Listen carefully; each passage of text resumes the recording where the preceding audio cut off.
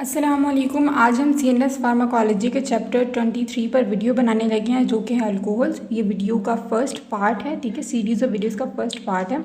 यहाँ पे हम जो है वो एथेनॉल के बारे में पढ़ेंगे बेसिकली, और चैप्टर का ओवरव्यू लेंगे। तो चैप्टर का ओवरव्यू लेने के लिए समरी जो है बहुत ही अच्छी है। यहाँ पे बताया हुआ है कि किस किस सीक्वेंस के अंदर हम ये चीज़ें जो हैं चैप्टर के अंदर पढ़ेंगे। सबसे पहले आप देख सकते हैं clinically important alcohols and their antagonist, ठीक है, हमने ये चीज़ चैप्टर के अंदर देखनी है। सबसे पहले अल्कोहल्स आ जाते हैं। कौन कौन से अल्कोहल्स हम देखेंगे? हम एथेनॉल देखेंगे, मैथेनॉल देखेंगे और इथाइलिन ग्लाइकोल देखेंगे। उसके बाद हम देखेंगे कि अगर मतलब हम इतनी ज़्यादा अमाउंट के अंदर अल्कोहल नहीं ले रहे थे और बाद में अल्कोहल हमने विड्रॉ कर लिया, जिसको हम एक्यूट अल्कोहल विड्रॉल सिंड्रोम बोलते हैं, उसके ट्रीटमेंट के लिए कौन कौन सी ड्रग्स यूज़ होंगी? तो हम थायमीन देंगे, क्योंकि आपको पता है कि जब भी कोई पर्सन अल्कोहलिक होता है तो उसके अंदर थायमीन की डेफिशिएंसी हो जाती है। तो हम वो वाइटल साइन को जो है वो उनको ठीक रखने के लिए हम क्या थायमीन देंगे। इसके अलावा क्योंकि पर्सन को इंसोम्निया, ट्रेमर्स और इस तरह की चीज़ें, डिप्रेशन वगैरह होना शुरू हो जाता है, तो हम क्या देंगे उसे? सेडेटिव हिप्नोटिक्स देंगे, जिसमें डायज़ेपाम इंपॉर्टेंट है। उसके बाद अगर क्रॉनिक अल्कोहल विड्रॉल डिपेंडेंस होगी उस पर्सन को, तो वहाँ पे हम ये 3 ड्रग्स यूज़ करेंगे, जिसमें क्या है, एंड से आप याद रख सकते हैं, एकम्प्रोसेट, नैल्ट्रोक्सोन एंड डाइसल्फाम, ये डाइसल्फाम जो भी आप इसे कहते हैं।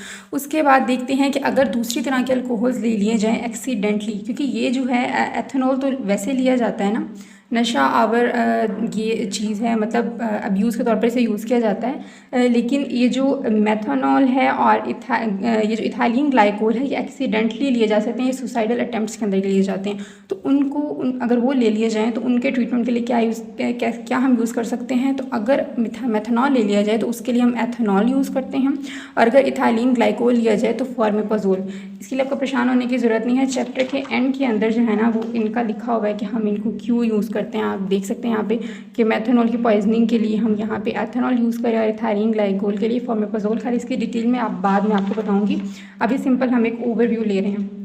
उसके बाद हम एथेनॉल को स्टार्ट करने लगे हैं। जैसे कि हम बाकी सारे ड्रग के साथ करते हैं, हम उसकी फार्माकोकाइनेटिक्स पढ़ते हैं, यानी कि बॉडी ड्रग के साथ किस तरीके से बिहेव करती है, क्या कैसे ट्रीट करती है। उसके बाद हम उसका मैकेनिज्म ऑफ एक्शन देखेंगे, एक्यूट इफेक्ट्स देखेंगे, क्रॉनिक इफेक्ट्स देखेंगे, क्लिनिकल इंपॉर्टेंस देखेंगे और टॉक्सिसिटी वगैरह, ये सब चीज़ें हम नॉर्मली देख रहे होते हैं। तो उसी सीक्वेंस में हम चलेंगे। सबसे पहले फार्माकोकाइनेटिक में देखते हैं कि इसकी अब्जॉर्प्शन किस तरीके से होती है। तो ये रैपिडली और कम्प्लीटली अब्जॉर्ब हो जाता है, ये बात याद रखनी है।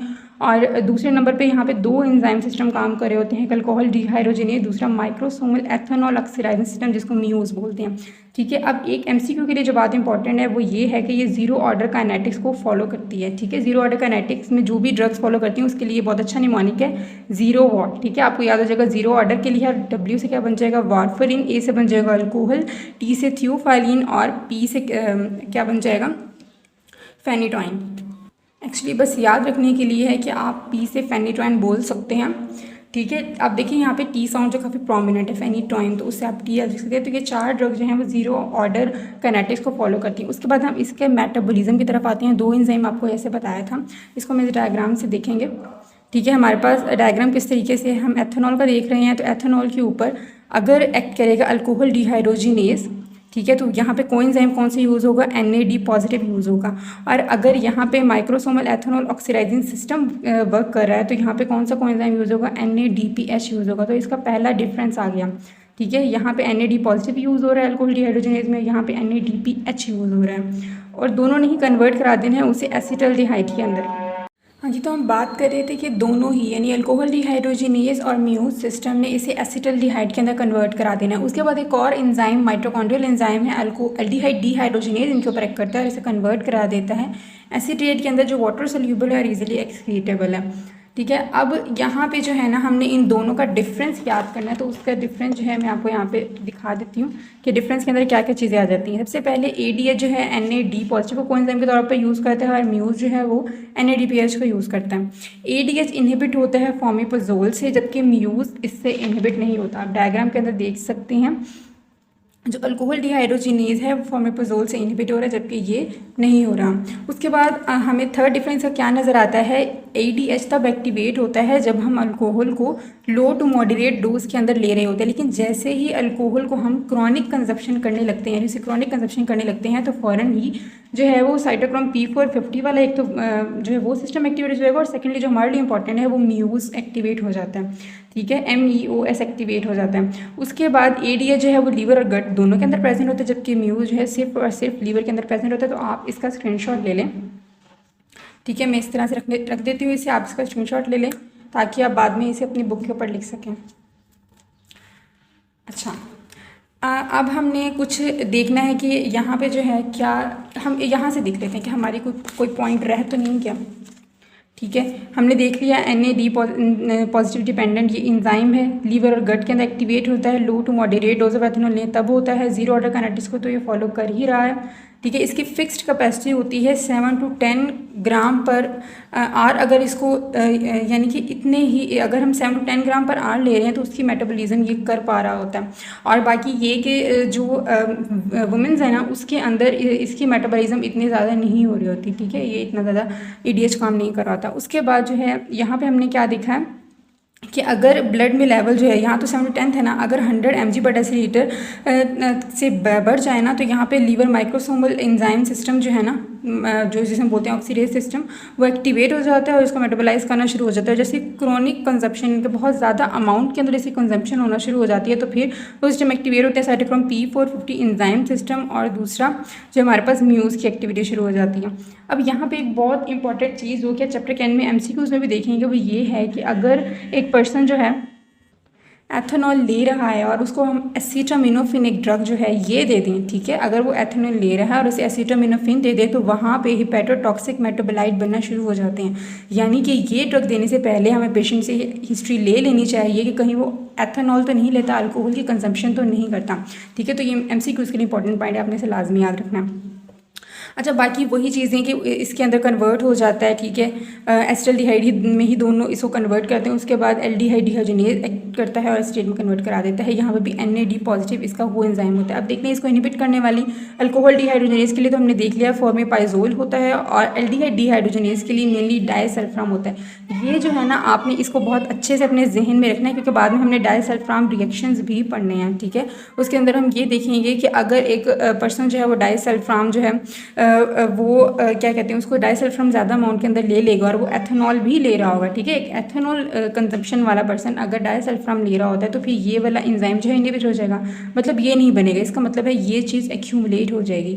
एसिटाल्डिहाइड जब एक्यूमुलेट होती है तो कुछ सिम्टम्स हमें नज़र आना शुरू हो जाते हैं, वो मैं आपको दिखा देती हूँ कि कौन कौन से सिम्टम्स हमें नज़र आते हैं। उसमें आ जाता है नियोजिया, हेडेक, फ्लशिंग एंड हाइपोटेंशन, ठीक है। नियोजिया मतलब वॉमिटिंग, सर का दर्द हो जाता है, जो पेशेंट होता है वो रेड होना शुरू हो जाता है, फ्लशिंग उसके अंदर होना शुरू हो जाती है, और जो है ब्लड प्रेशर कम हो जाता है, हाइपोटेंशन हो जाती है। तो ये डायसल्फाम रिएक्शन जो है ये एक इंपॉर्टेंट MCQ है, इसको आपने याद रखना है कि व्हाट आर डायसल्फाम रिएक्शन। वहाँ पे आपने यही रिएक्शन लिखना है कि एसिटाल्डिहाइड एसिटेट में कन्वर्ट हो रहा था एल्डिहाइड डिहाइड्रोजनेज से, लेकिन डायसल्फाम ने इसको इनहिबिट कर लिया। इसके अलावा यहाँ बुक में और भी लिखी हुई है ड्रग जो कि इसको इनहिबिट करती हैं, मेट्रोनिडाजोल है, सिफायरोस्पोरिन और ऑरल हाइपोग्लाइसेमिक है, वो इतनी इंपॉर्टेंट नहीं, याद करने की इतनी ज़रूरत नहीं है।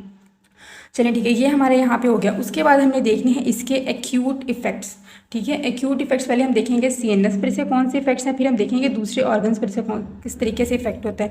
पहले आपको देख सकते हैं, आपने जो है वो फिल्म्स के अंदर देखा होगा कि जब एक पर्सन जो है ड्रिंक करता है, ठीक है, ड्रंकन होता है तो उसके अंदर क्या क्या स्टेट्स में नज़र आती हैं। पहली बात है सिडेशन हो जाती है उसको, ठीक है, वो जैसे अनकॉन्शियस होना शुरू हो जाता है, बेहोश होना शुरू हो जाता है या नींद आना शुरू हो जाती है।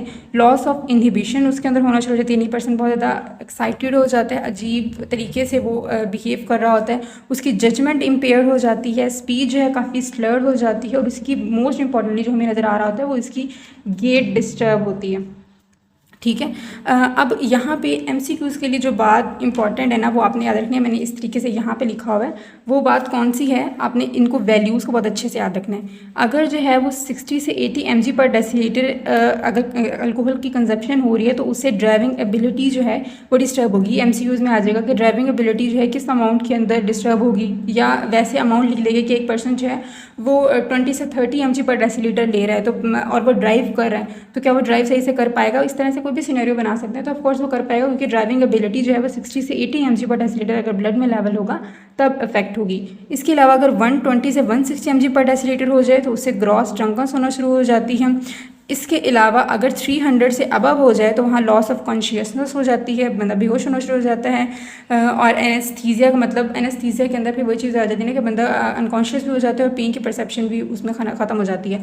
फिर कोमा आ जाता है और सीवियस और रिस्पायरेटरी डिप्रेशन। तो ये जो है 4-5 चीज़ें आपने याद रखनी, loss of consciousness, anaesthesia, coma, severe and respiratory depression.